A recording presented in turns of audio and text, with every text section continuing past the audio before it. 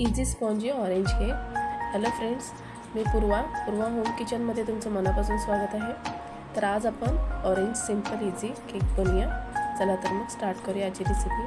त्यासाठी आपण इथे 2 ऑरेंज घेतले आहेत, ते आपण कट करून त्यांचा रस काढून घेतला आहे। तर इथे पूर्ण आपण रस काढून घेतल्यानंतर तो गाळणीने गाळून घेऊया। तर अशा पद्धतीने आपण तो रस काढून घेतला आहे ऑरेंजचा। त्यानंतर आपण एका बाउलमध्ये 1 वाटी दही आणि 1 वाटी पिठी साखर घेतली आहे।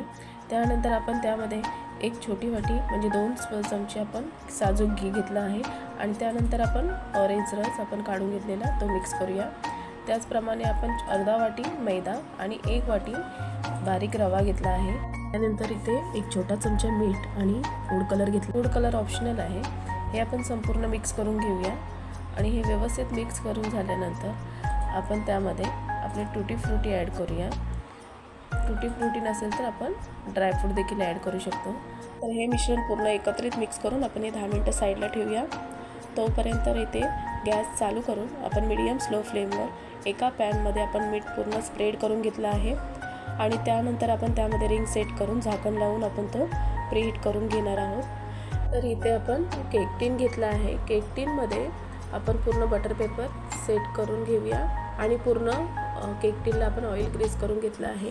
10 मिनिटं इथे झाली आहेत आणि आपल्या मिश्रणमध्ये आपण 1 छोटा चमचा बेकिंग पावडर, 1 इनोचा स्लॅश आणि 2 चमचे दूध घालून आपण हे संपूर्ण मिक्स करून घेतलं आहे। आणि हे पूर्ण मिक्स करून झाल्यानंतर आपण हे मिश्रण आपण केक टीनमध्ये पूर्ण काढून घेऊया आणि हे पूर्ण एकत्रित केक टीनमध्ये काढून घेतल्यानंतर वरती आपण त्यामध्ये टूटी फ्रूटी ॲड करूया। तर इथे व्यवस्थित डीप करून घेऊया। डीप करून झाल्यानंतर आपण जो पॅन गरम करत ठेवला होता तो प्रीहीट झाला आहे आणि त्यामध्ये आपण आपला केक टीन सेट करूया आणि तो व्यवस्थित ठेवल्यानंतर झाकण ठेवूया आणि काहीतरी वजनाची वस्तू आपण त्यावरती ठेवूया। तर इथे पाहू शकता 35 मिनिटानंतर आपण काढून चेक करूया। तर इथे तयार आहे आपला केक। तर आता हा आपण अशा पद्धतीने चेक करून आपण हा साईडला काढून घेऊया। तर आपण साईडला काढून घेतल्यानंतर थंड झाल्यानंतर आपण तो सुरीने कट करून घेऊया। तर पहिला त्याच्या आधी बॉर्डर व्यवस्थित काढून घेतले आहेत आणि तो आता एका प्लेटमध्ये काढून घेऊया। आणि व्यवस्थित काढून घेतल्यानंतर तुम्ही पाहू शकता आपला केक व्यवस्थित तयार असा झाला आहे। तर खूप छान दिसतो आहे। तर तुम्ही नक्की ट्राय करा, खूप छान बनतो, टेस्ट देखील खूप छान बनते। तर इथे आपल्याला जो शेप आवडेल त्या शेपने आपण कट करून घेतला आहे। तर मी इथे स्क्वेअर शेपने कट करून घेतला आहे आणि हा व्यवस्थित छोटे छोटे पीसमध्ये आपण ते कट करून घेतल्यानंतर आपण हे मुलांना देखील टिफिनमध्ये देऊ शकतो। मुलं देखील आवडीने खातात। खूप स्पॉन्जी असा तयार झाला आहे केक।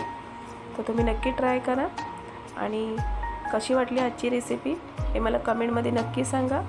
आपल्या चॅनलला लाईक करा, शेअर करा आणि सबस्क्राईब करा। भेटूया नेक्स्ट व्हिडिओमध्ये। तोपर्यंत नमस्कार।